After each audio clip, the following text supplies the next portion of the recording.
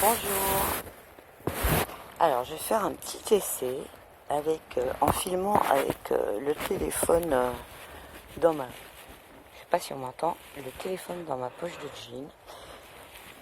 Alors, ce que je voudrais faire, j'ai trouvé que ce serait une bonne idée, c'est de vous présenter mes outils énergétiques, qui sont généralement des minéraux. La plupart du temps, ce sont des minéraux ou des objets faits à partir de minéraux, de métaux, etc. Alors, j'espère qu'on voit. Là, ce que je voudrais vous présenter, ce sont les bogies. Alors, ça se trouve toujours par deux, comme ça. Les bogies, ce sont des minéraux, enfin c'est métallique. C'est composé entre autres de pyrite. D'ailleurs, on le voit, je pense, là. Hein. Alors, il y en a toujours un c'est toujours par paire, il y en a toujours un qui est lisse et un qui est grumeleux. Et donc, voilà, on voit bien la pyrite sur celui-là. Et donc, on les trouve, je ne sais plus où, dans un désert des États-Unis. Et il y en a plus qui sont, qui sont en concrétion aujourd'hui. Tous les bogies qu'on trouve, ils datent de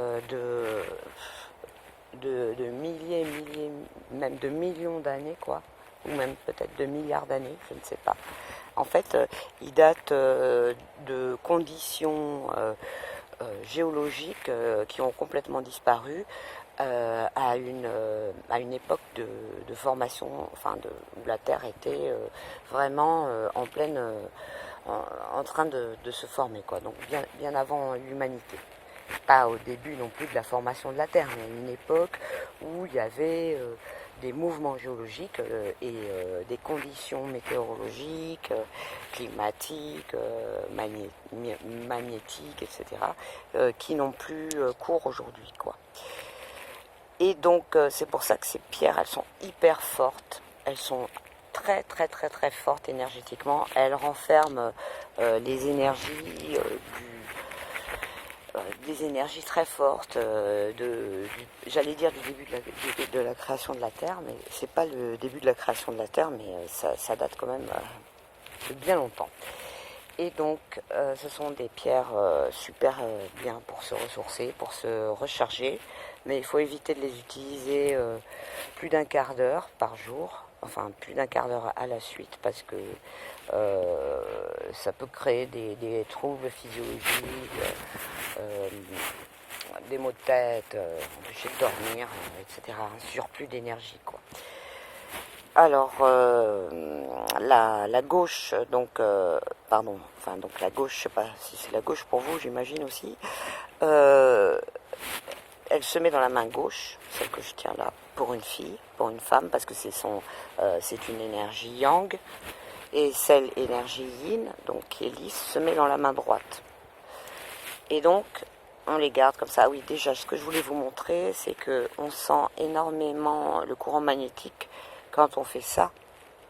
Alors, voilà, là, vraiment, on sent très fort, et c'est un espèce de courant qui ressemble un peu au courant des aimants, mais ça n'a rien à voir, en fait, parce que ça ne fonctionne pas si on approche un aimant. Le magnétisme d'un aimant ne marche pas du tout, ne fait pas du tout effet sur les bogies. Donc ça, c'est une pierre, c'est un outil énergétique super bien, mais c'est vraiment, je pense, la pierre qui se ressent le plus, hein, parce que vraiment, comme je vous disais, on sent quand on fait comme ça. Après, quand on fait comme ça, on sent vraiment le courant d'énergie. Et moi, je fais une espèce de, comme une douche d'énergie, quoi. Comme si je me lavais, comme ça, avec la pierre lisse dans la main droite et l'autre dans l'autre main. Alors, je sais pas si on voit quelque chose, hein, avec la caméra là où je l'ai mise, mais donc je passe sur mon corps éthérique, à 15 cm de ma peau, de haut en bas, de bas en haut, partout, le courant des Vosgies.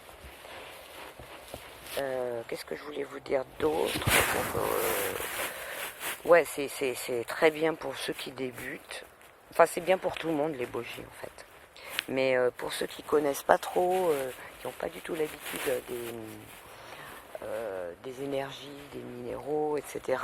Pour commencer, c'est bien parce qu'on apprend vraiment le ressenti des minéraux avec ça.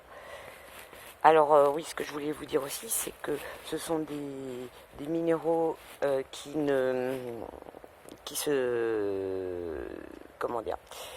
n'absorbent pas d'énergie en fait. Ils sont pas récepteurs, ils sont seulement émetteurs et amplificateurs. Donc on risque pas de les polluer avec des mauvaises énergies, comme c'est possible par exemple avec les quartz. On peut, je vais le mettre comme ça, c'est plus joli comme ça. Dans le sac.